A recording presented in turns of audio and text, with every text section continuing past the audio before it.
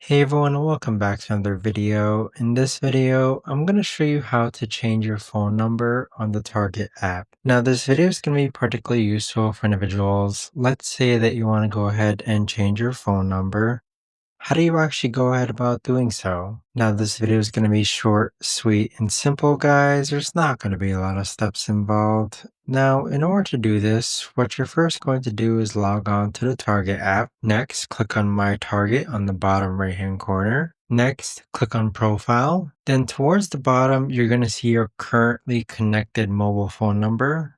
Click on Remove and then go ahead and update or change the phone number. But that right there, guys, is the best and easiest way that I know of to actually go ahead and change your phone number on the Target app. If you guys know of a better or easier way to actually do this, let me know in the comments down below. I would love to know. Thanks so much for watching, everyone, and I'll see you guys all in the next video.